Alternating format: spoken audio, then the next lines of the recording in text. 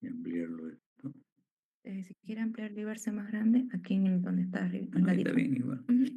Ellos lo ven completo, Ok. ¿no? Ya está, ya lo están escuchando. ¿Está? Ahí está. Ok. Buenas noches, jóvenes.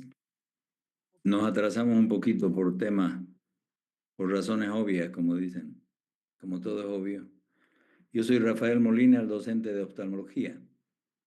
Entonces vamos a usar este medio, a pesar de que a mí nunca me ha gustado que estudiemos medicina por correspondencia, pero ni modo, no hay otra forma ahora. O nos ponemos un traje de Robin Hood para poder ir volando a la universidad, ¿no? Entonces vamos a hacer la clase de anatomía, la primera clase por este medio, y ya vemos a ver qué continúa la otra semana. Los temas relativos a la organización de la materia lo vamos a hablar cuando comencemos las clases presenciales allá, en el aula. Ahora vamos a hablar sobre anatomía. Vamos a hablar sobre anatomía para comenzar con el primer tema. El segundo tema que demos va a ser fisiología. No, seguramente no. Ahora vamos a hablar un poquito de embriología básica que ustedes ya conocen, anatomía, también anatomía básica, y vamos a quitar esta imagen acá. En la rayita. Ahí. Ok, y vamos a hablar sobre anatomía, embriología y un poco de fisiología. Vamos a ver primero las estructuras que dan origen al sistema visual, principalmente al globo ocular ahora. Si ustedes han visto en anatomía, en embriología, la embriogénesis del globo ocular, las estructuras oftalmológicas, se derivan a partir del ectodermo superficial, el ectodermo neural, la cresta neural y el mesodermo. En la alrededor de la tercera semana de la gestación, el prosencéfalo posterior, si ven ustedes, está lo más próximo al ectodermo superficial y en la parte anterior están los surcos del prosencéfalo anterior, los surcos ópticos. Estas estructuras van a dar lugar después al cristalino como primera estructura del globo ocular que se va a formar. Y a fines de la tercera semana se va a formar la vesícula óptica por elongación de los surcos ópticos y se forma la vesícula óptica haciendo contacto con la parte del epitelio superficial en la parte anterior del prosencéfalo.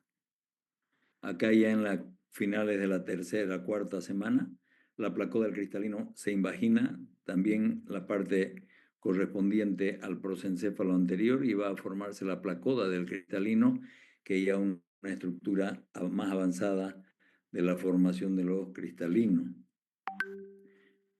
Una vez que hemos llegado a la cuarta semana, al finalizar ya el cristalino está completamente formado y las fibras ópticas, las fibras cristalinianas se están formando dentro de la cápsula en proceso también de formación, que se forma las fibras del cristalino a partir del epitelio superficial anterior.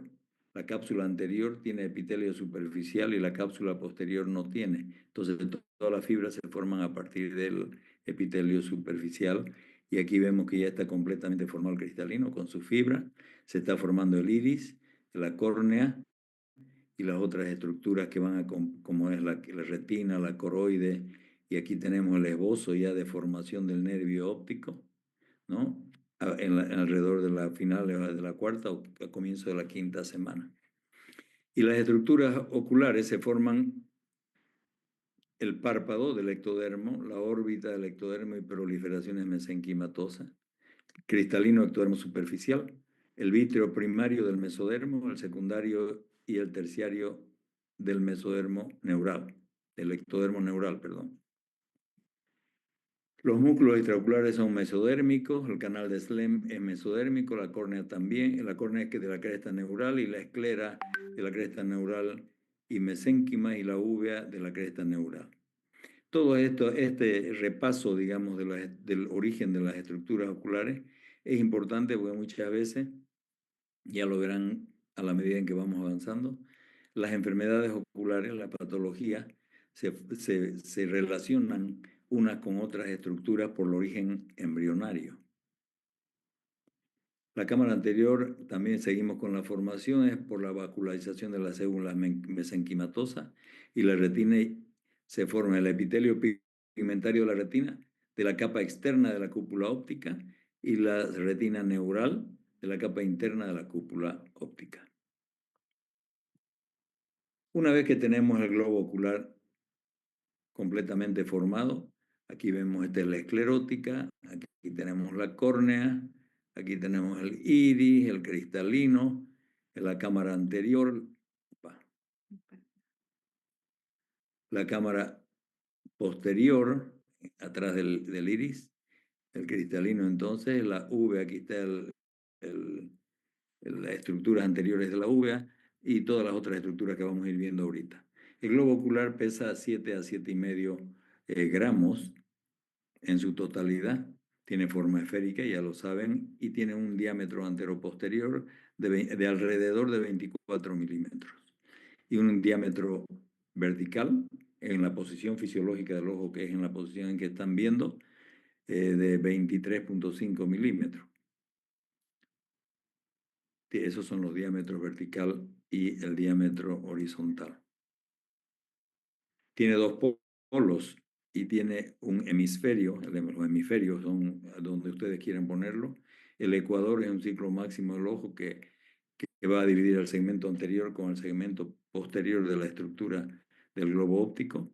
Los meridianos, que son círculos que pasan por los polos en forma paralela al eje anterior. El polo anterior corresponde al centro óptico de la córnea y el polo posterior al centro de la mácula, la zona correspondiente a la fóvea. Este círculo corresponde al círculo máximo de amplitud del globo ocular, que es el ecuador, y aquí tenemos los meridianos que van en el lugar en que ustedes quieran, de acuerdo a la relación horaria. Estas estructuras físicas, geométricas mejor, ¿no? Se forman o se utilizan en la estructura del globo ocular para la ubicación de las diversas patologías. Cuando usted tiene una lesión de la retina, por ejemplo, no sabe, si como es esférico el globo ocular, no saben en qué lugar de la retina está, en qué lugar del fondo de ojo está, en qué lugar de la retina. Entonces usted tiene que ubicar en relación al ecuador, si está por delante o por detrás del ecuador, si está por encima o por debajo del meridiano de los 180 grados al horizontal. ¿Cómo? ¿Cómo dijo?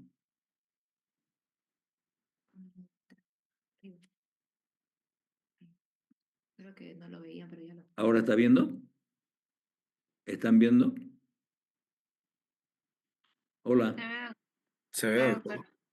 Ok, no sé quién habló algo que era. ¿Nadie? Seguro se le activó sin querer. Ah, ok. Ya, entonces la geometría del globo ocular es con esa finalidad, con la finalidad de ubicar los puntos de la patología dentro del globo ocular. El globo ocular tiene de afuera a adentro una pared que está dividida en 3 porciones.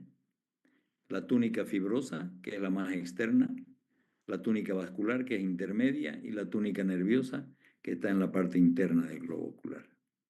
La túnica fibrosa está constituida por la córnea en la parte anterior, una sexta parte de todo el globo, y 5 sextas porciones corresponden a la esclerótica, que cuando llega a la salida del nervio óptico se continúa con la dura madre, con la vaina del nervio óptico y después con la dura madre. Córnea y esclera, no se olviden, esclerótica. La esclerótica en la superficie es blanquecina ¿no? Lisa. Esta es la esclera posterior. Vamos a poner el puntero. Un ratito. Arriba, puntero láser. Ahí. Ya. Ya. Entonces la parte superficial externa de la esclerótica es lisa, blanquecina. Aquí se insertan los músculos extraoculares, como ven. El oblicuo inferior, el oblicuo superior, el oblicuo superior, el oblicuo inferior. Y aquí está la salida y el ingreso de los vasos y las venas vorticosas en la porción superficial externa. Podemos ver esas estructuras. En la superficie interna, la esclerótica es parda, color pardo, porque ese color corresponde a una lámina pigmentada que corresponde a la lámina fusca. En la parte posterior de la esclera existe el agujero escleral posterior, que corresponde a la salida del nervio óptico. Y el agujero escleral anterior, que es la parte anterior de la esclerótica, donde se continúa la esclera con la córnea. Las dos son tejidos colágenos, pero son diferentes tipos de colágeno y diferente posición, vamos a verlo después, diferente forma de la fibra de colágeno, eso da la transparencia a la córnea en relación a la esclerótica. La irrigación de la esclerótica, las ciliares cortas posteriores, arterias, ciliares largas anteriores y posteriores, y las venas ciliares cortas posteriores, las ciliares anteriores y las vorticosas.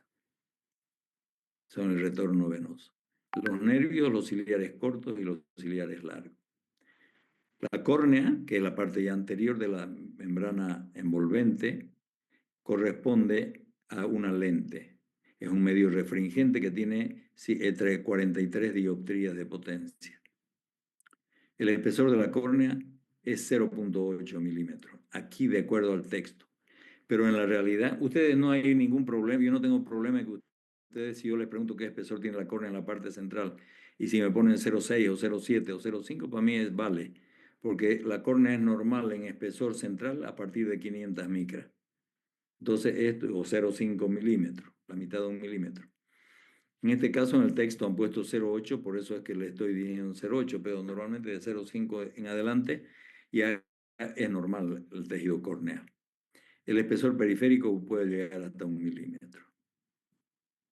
Las capas de la córnea tienen 5 capas las 5 capas son las capas de la córnea. El epitelio corneal, que es una estructura que vamos a ver cuando llevemos córnea en más detalle, pero son 3 tipos de células que están en la superficie y que forman el epitelio. Estos asientan en la membrana basal. El epitelio es un tejido celular. La membrana basal es una estructura de contacto solamente. La siguiente capa es la capa de Bowman, que es una capa acelular y que se forma en el proceso de formación de la estructura corneal en la embriogénesis a partir de las células del estroma corneal. Y el estroma corneal es la siguiente capa que ocupa el 90% del espesor de la córnea y es una capa pigmentada. Como ven, es altercado, es alterno.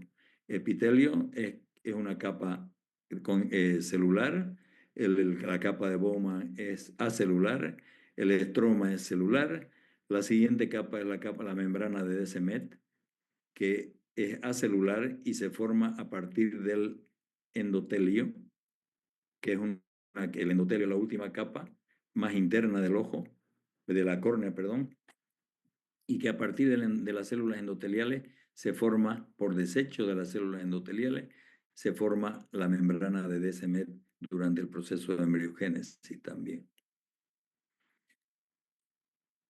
La inervación de la córnea son los nervios ciliares posteriores. Y la nutrición de la córnea, es importante que sepan, el humor acuoso va a nutrir desde dentro de la cavidad ocular, desde la cámara anterior. Ahorita les voy a explicar cómo va eso. Las lágrimas nutren desde la superficie ocular a través del epitelio y los vasos del limbo a través de la parte periférica de la córnea. La túnica vascular o pigmentada, la zona pigmentada del globo ocular, aparte de la capa pigmentada de la retina, es la uvea. Se llama uvea porque es oscura, es negra, tiene forma de uva. Si ustedes le sacan la esclerótica y le sacan la córnea y lo agarran de este nervio óptico como si fuese un palillo de unión, van a tener una uva negra. Eso es la uvea porque por su color y por el pigmento que tiene. Tiene tres partes, una coroides que va desde la hora serrata hasta la salida del nervio óptico. Tiene un iris que está en la parte anterior, es un diafragma, que está a su base del iris, está unido a la base del cuerpo ciliar. Y el cuerpo ciliar es la porción intermedia. Por eso cuando hay infecciones de la zona del cuerpo ciliar se le llama uveitis intermedia, si son uveitis, digamos. La coroide de las dos terceras partes posteriores y tiene una superficie oscura, que es la lámina fusca que hemos dicho antes, para unirse con la esclerótica, y una cara interna que corresponde, que es cóncava y está en relación con la retina. Tiene dos aberturas igual, un orificio posterior que corresponde a la salida del nervio óptico y una anterior que está unida, que está delimitada por la ora serrata. Es la unión entre la coroides y el comienzo del cuerpo ciliar, el vértice. Tiene tres capas, una lámina fusca, un estroma que está constituido por vasos, los grandes vasos, los medianos y la coriocapilaris que están en contacto con la retina, con la zona pigmentada de la retina, la capa pigmentada. Y una membrana de Bruch que también es pigmentada. El cuerpo ciliar, que tiene forma triangular, es este, el cuerpo ciliar. Tiene forma triangular y está constituida, se encuentra entre la coroides y el iris, ¿no? Tiene 5 a 6 milímetros de ancho y tiene dos partes, una porción plana, la pars plana, y una porción plegada, que es la pars plicata. En esta parte pars plicada se une la zónula, que son estas fibras, la zónula de zinc, que sostiene el cristalino en el centro óptico del globo ocular. Y forma, veremos ahí, el humor acuoso, que es el líquido que está dentro del ojo y nutre las estructuras avasculares del interior del globo ocular y mantiene la presión intraocular. El cuerpo ciliar está constituido por fibras longitudinales y circulares. Son dos clases de músculos. Los longitudinales tienen que ver con el drenaje del humor acuoso desde la cámara anterior del globo ocular. Y las circulares tienen que ver con la acomodación.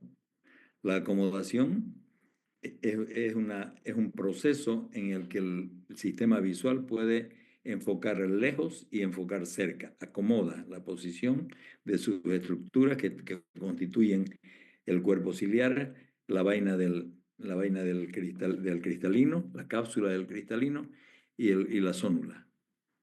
Y los procesos ciliares, ¿no?, que van a llegar a sostener hasta la pars plicata, para sostener el globo, el cristalino en su posición. El epitelio ciliar, ¿no?, la capa externa pigmentada y la capa interna clara. Este epitelio ciliar en su capa interna clara de la pars plicata del cuerpo ciliar forma el humor acuoso. Aquí vamos a ver, aquí está la pars plana, donde están las fibras longitudinales, y esta es la pars plana, y en la parte interna de la pars plicata están las fibras circulares, que son las que controlan el mecanismo de la acomodación que ya les expliqué. Y esto, lo que ocurre es que estas fibras se relajan, y al relajarse esta se contrae la zónula y se afloja la cápsula del cristalino, que son elásticas y van a enfocar para poder mirar cerca o lejos de acuerdo a la necesidad de la acomodación. Esta es una cripta del cuerpo ciliar, y las células que están superficiales, color rosado, corresponden a las células sin pigmento, no pigmentadas, que forman el humor acuoso. Y las pigmentadas están por dentro. La irrigación del cuerpo ciliar está dado por por la circulación, el círculo arterial mayor del iris, que ahorita vemos, y los nervios del nervio ciliar. El iris, que es un diafragma circular, que divide la cámara anterior con la cámara posterior del globo ocular. Ahora vamos a verla. Tiene un agujero central que corresponde a la pupila y tiene dos caras. Una cara anterior, que es de color variable, es de acuerdo que cada persona tiene que ver con la piel y con la distribución de pigmentos en cada tipo de persona. Ahí puede ser diferentes colores de ojos, que decimos los ojos verdes, azules o café o lo que sea. En cambio, la capa posterior es cóncava y es oscura, es negra, porque es una prolongación del epitelio pigmentario de la retina. El iris tiene tres capas. El epitelio, que son células planas, el estroma, tiene las células cromatóforas con pigmento, el músculo liso del esfínter, que tiene inervación netamente parasimpática. O sea, tiene que ver con la contracción de la pupila. En cambio, el músculo dilatador de la pupila, que es este es el constrictor de la pupila. Este es el dilatador, tiene inervación simpática. Este es parasimpática. Por eso es que por eso dicen, sí, esta chica es simpática cuando tiene las pupilas grandes. Está funcionando el músculo simpático. Y cuando se cierra la pupila es parasimpática, es cuando se enoja ya. Entonces el equilibrio entre la dilatación de la pupila y la contracción de la pupila está en el equilibrio de estímulo neurológico, nervioso, entre las fibras dilatadoras y las fibras constrictoras de la pupila. La irrigación del iris, entonces las arterias ciliares anteriores, las ciliares cortas y las arterias ciliares largas del círculo arterial mayor del iris. Aquí esto corresponde al círculo, es un corte sagital, donde aquí corresponde a la córnea, este es el iris, y aquí tenemos la esclerótica, tenemos el cuerpo ciliar y todo esto. Y aquí se forma por convergencia de las arterias ciliares, los vasos ciliares anteriores y posteriores se forman en la parte, se juntan en la parte anterior, en la base del cuerpo ciliar, y forma el círculo arterial mayor del iris, que va a dar ramas que van a irrigar toda la zona iridiana y la zona ¿eh? del cuerpo ciliar, y también da ramas para el iris, para formar el círculo arterial menor del iris en el borde de la pupila. Círculo arterial mayor del iris. El iris, entonces, el sistema venoso, venas iridianas, venas ciliares y venas coroideas van a salir y forman las venas vorticosas que van a dar a la vena oftálmica de retorno. La inervación, nervios ciliares, los nervios ciliares van al ganglio oftálmico. La túnica nerviosa, que corresponde a la retina propiamente dicha, tiene un espesor en la parte posterior de 0.4 milímetros, en la intermedia, en la parte media, en el ecuador, de 0.2 milímetros, en la parte anterior, a nivel de la hora serrata, en la inserción de los músculos extraoculares, tiene 0.1 milímetros. La capa externa es pigmentada y las capas restantes son las que corresponden al epitelio neural y que son transparentes. Estas son todas las capas de las 11 capas de la retina. Aquí está la capa pigmentaria y el saldo son las diferentes estructuras histológicas que hacen dos sinapsis, donde la segunda sinapsis de las células nerviosas en la transmisión de los estímulos ópticos se llegan hasta la capa de las células ganglionares, y desde las células ganglionares emiten las células ganglionares sus axones que van a salir a través del nervio óptico, formando el nervio óptico, ¿no? Y llegan hasta los cuerpos geniculados laterales, los axones más largos que hay. Aquí tenemos la cabeza del nervio óptico, los axones de las células ganglionares que salen y forman el nervio óptico, ¿no? Esta es la esclerótica, esta es la coroide, aquí está la retina propiamente dicha. Entonces las células ganglionares y el nervio óptico. La nutrición del nervio óptico está dada por una circulación expresa que va en la parte anterior, que se llama el círculo de Sims-Haller, que es una rama de la arteria oftálmica también, y tiene una rama posterior que irriga a la parte posterior del nervio óptico. Pero esta es la arteria central de la retina que va a irrigar la retina, pero no tiene nada que ver con la irrigación del nervio óptico, solo es de la retina, la arteria central de la retina y la vena central de la retina, que es el retorno venoso. Y tiene la rama de la arteria central, la rama superior, tiene dos ramas, una superior y una inferior, y cada una de estas tiene una rama temporal y una nasal. Lo mismo el retorno venoso. Las dos, arteria y vena central de la retina. Cuando miramos la retina desde el fondo de ojo, a través de un lente, podemos ver el disco óptico, esto anatómicamente ya, el disco óptico, aquí está la emergencia de la arteria central de la retina y el retorno de la vena central de la retina y las ramas que les hablaba. Y acá podemos ver la mácula, donde tiene la parte central la fóvea y la foveola, que es el polo posterior del globo ocular, y es la responsable de la visión fotópica. La visión fotópica es la visión de colores y es la visión de los detalles de resolución de la agudeza visual. Para la lectura y para todas las estructuras, para toda la visión de detalle, funciona la visión fotópica. Y la visión escotópica, la visión fotópica está dada por los conos y la estocotópica está dada por los bastones y están dispersas en toda la retina y nos da la visión escotópica, que es la visión de bultos. Es la visión de bultos. Cuando ustedes entran al cine y ven a la gente como dibujitos de color negro y después se va aclarando, entonces esa visión de los bultos de dentro de las personas dentro del cine es visión escotópica. A la medida en que van ambientándose, se llama adaptación a la oscuridad, el tiempo que transcurre en que comiencen a funcionar los conos de la fobia, van ubicando estructuras y van reconociendo caras de la gente. Esa es la visión escotópica ya. Entonces la papila y la mácula.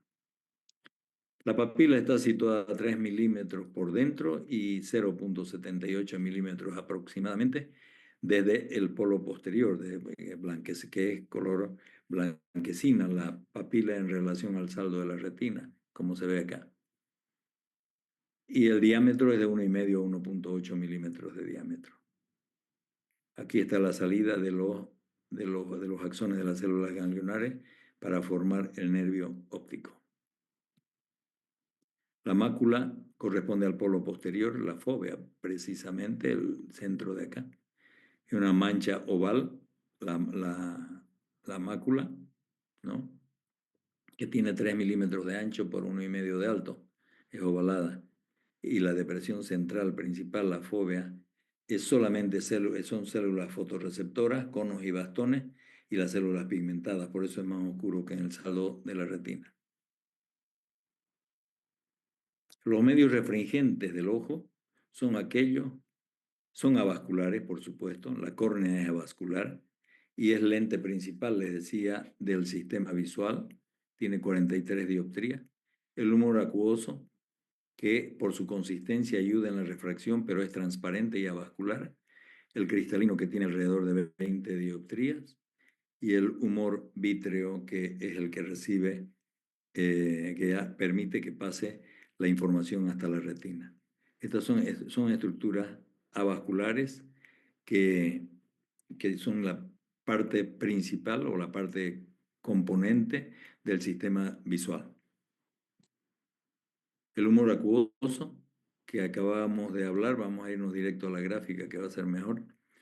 Aquí tenemos el cuerpo ciliar, esta es la pars plicata, donde están las células no pigmentadas de la retina, va del cuerpo ciliar, y de las células no pigmentadas de la pars plicata es donde se forma el humor acuoso, el líquido del ojo que le dicen.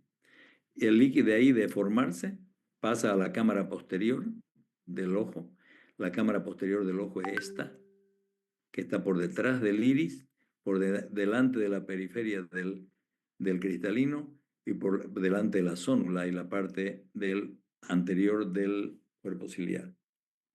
Aquí es de aquí pasa, entonces después de formarse pasa a la cámara posterior del ojo, Aquí está la pupila, a través de la pupila pasa a la cámara anterior del ojo.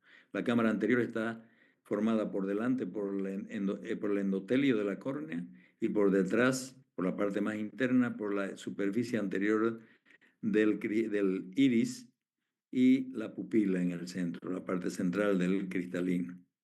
Una vez que ha llegado el humor acuoso, ha pasado a la cámara anterior, pasa al ángulo de este es el ángulo de la cámara anterior, que está formado por la raíz del iris y la parte periférica de la córnea, y aquí tenemos una malla que se llama la malla trabecular, es como un grupé, como un sedazo, microsedazo sería.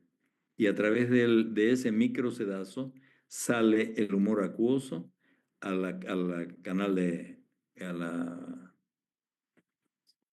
al canal de Bowman y de ahí a los drenajes, a los drenajes de venas acuosas y posteriormente a la circulación sistémica. La cantidad de humor acuoso que va a salir en la malla trabecular tiene que ser la misma que se ha formado en el cuerpo ciliar. Para que haya un equilibrio, lo que se forma tiene que salir. Eso hace que la presión intraocular mantenga mantenga un estado normal de presión, el globo ocular, entre 10 y 20 milímetros de mercurio, ¿no? Entonces, esto.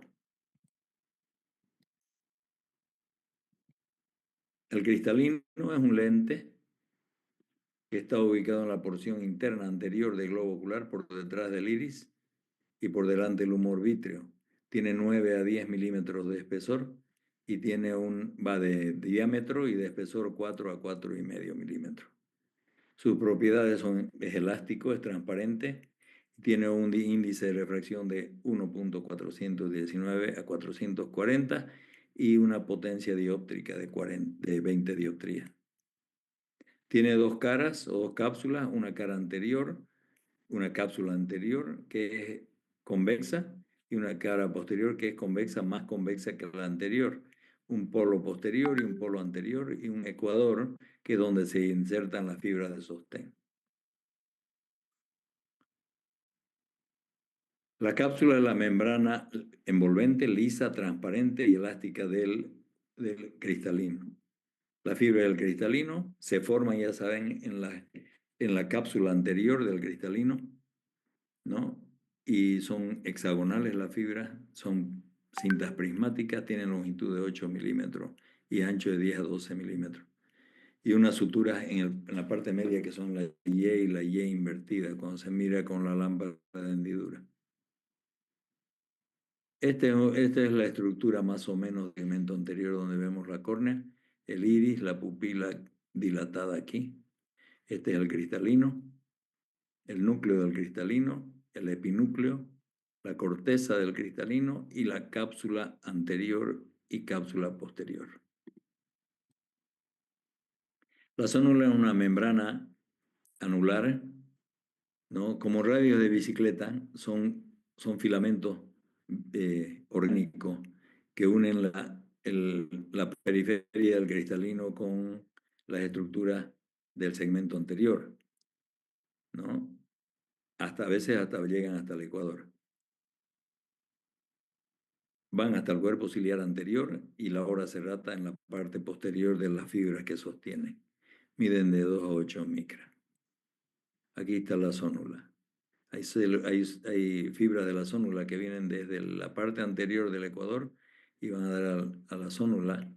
Y algunas veces llegan estas fibras hasta la hora serrata.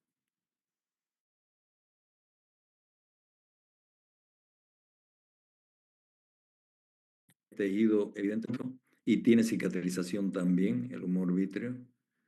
No es una gelatina. Ustedes entran con una punción en el globo ocular y el trayecto de la aguja que entra ahí produce una cicatriz en el humor vítreo. Entonces, es importante tomarlo en cuenta no como una gelatina del ojo, sino como un tejido gelatinoso del globo ocular. Pesa 4 gramos, casi más de la mitad del peso del globo ocular. La relación está relacionada con la retina propiamente dicha, el humor vítreo, ¿no? La zónula en la parte anterior y la cara posterior del cristalino también. Es gelatinoso, transparente, 2/3 partes, 3.9 gramos, casi 4. Y un poder refringente de 1.33.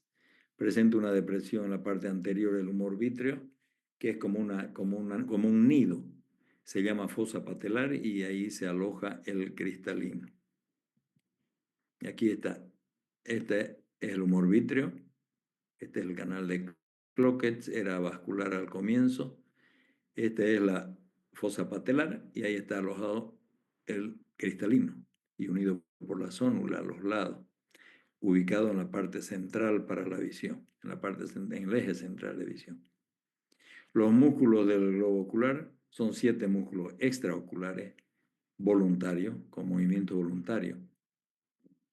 El más alto es el elevador del párpado superior y luego tenemos los 6 otros músculos que constituyen los 4 rectos, recto superior, inferior, medial y temporal, y 2 oblicuos, que son el oblicuo inferior y el oblicuo superior. La inserción común es en la parte posterior, en el vértice de la órbita, que forman el tendón de Zinc o anillo de Zinc, que es este, que se forma en el sitio de adherencia o de implante de las porciones fibrosas de la terminación de los músculos rectos y del elevador del párpado superior. Este es el oblicuo superior y este es el oblicuo inferior. Los 4 rectos y el oblicuo y el elevador. El elevador del párpado superior tiene forma triangular, nace por delante del orificio óptico, es antagonista del orbicular. Aquí tienen el elevador del párpado superior, que es este, que tiene 2 porciones, una porción que está unido a la parte superior del tarso, en esta zona, y la otra y corresponde al músculo de Müller, que es inervación completamente simpática. Este músculo es responsable de la elevación de 2 milímetros de la apertura palpebral. El saldo de elevación corresponde al elevador del párpado superior, la porción, la superficial, que se inserta entre las fibras musculares del músculo orbicular y en la superficie anterior del tarso.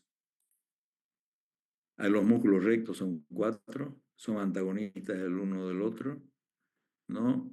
Y nacen en el fondo de la cavidad orbitaria, igual, ¿no? Y tienen inserción en diferentes partes del globo ocular. El oblicuo superior, que tiene inervación troclear, el cuarto par, y va a pasar por la tróclea, que está insertada en la pared interna anterior de la pared medial del globo, de la órbita, y se inserta por detrás del recto superior. Y tiene una porción tendinosa y una porción muscular, que se dirige hasta el anillo de Sim. Aquí tienen los 2 oblicuos, el oblicuo superior que se va a insertar en el vértice de la órbita y el oblicuo inferior que se inserta en el piso en la porción nasal de la órbita. La cápsula de Tenon es una cápsula de tejido conectivo laxo que va a envolver todas las estructuras blandas, incluidos los músculos y el nervio óptico, y forma una barrera entre la órbita y el ingreso al cerebro, a la base del cerebro. Los medios de sostén del globo ocular, que el globo ocular está sostenido en el centro de las cavidades orbitarias, en el centro de ambas cavidades orbitarias, donde las cavidades son mucho mayores que el diámetro del globo ocular. Entonces tenemos ligamentos, vainas musculares, expansiones aponeuróticas, la cápsula de Tenon, etcétera, que van y rellenan la cavidad orbitaria, además de la grasa orbitaria, que son todas estas estructuras, que cada una de ellas juega un rol importante en los mecanismos de correspondencia retiniana y de fijación binocular, etc.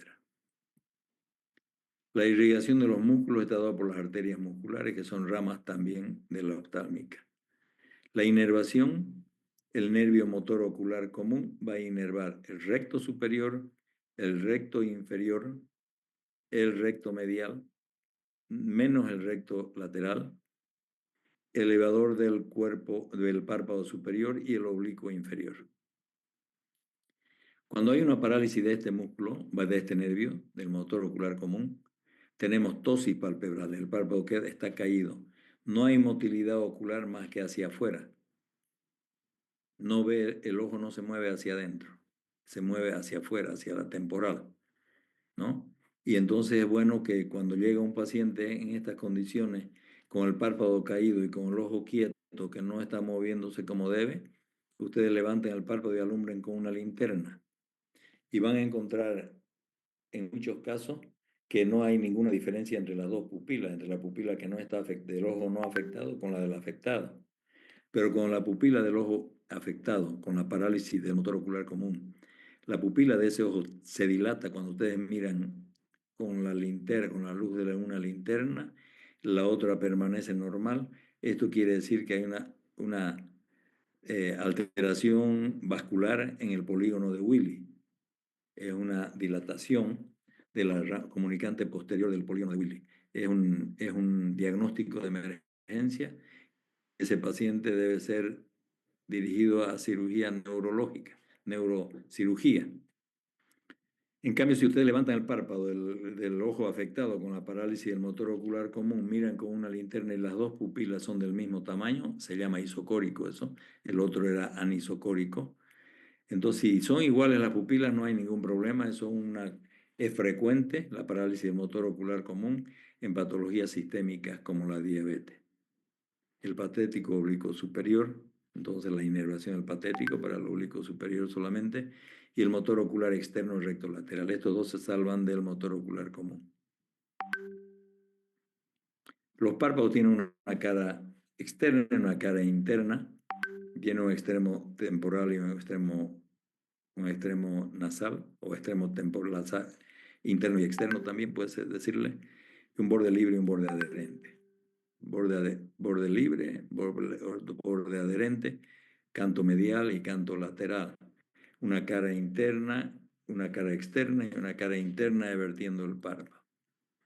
Este es un corte del párpado donde vemos la piel, el tejido celular subcutáneo, el músculo orbicular, la porción palpebral y la porción orbicular del músculo orbicular, la porción orbitaria, perdón, arriba, el tarso,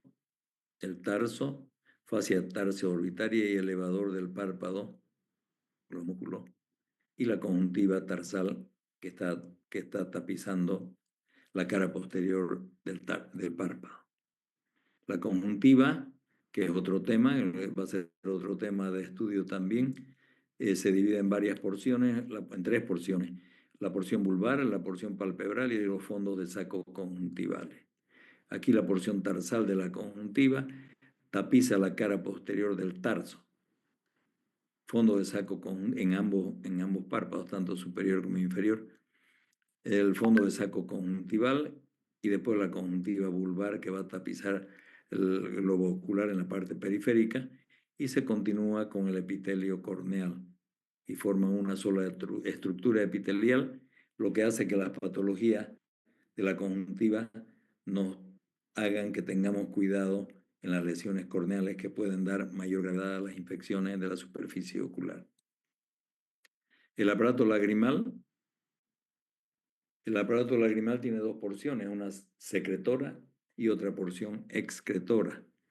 La porción secretora está formada por la glándula lagrimal principal, que está en el techo de la órbita, en la porción anterior temporal del techo de la órbita.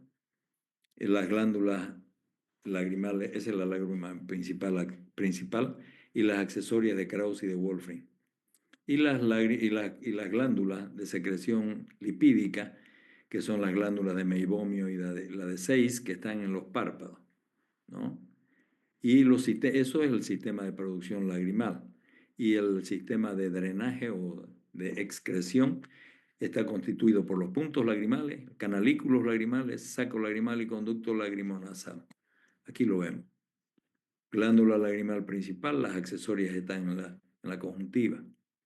Y están el sistema excretor, que corresponde a los puntos lagrimales, donde el punto lagrimal inferior drena el 80% de las lágrimas excedentarias después de la nutrición de la superficie ocular, 80% por el canalículo inferior y 20% por el superior, que van al saco lagrimal, que tiene un espesor de unos 10 milímetros, y al conducto lacrimonasal, que va a llegar hasta la válvula de Asner y el cornete inferior. Y ahí se drena y lubrica toda la porción superior del sistema respiratorio. Eso más o menos en la anatomía básica para que entremos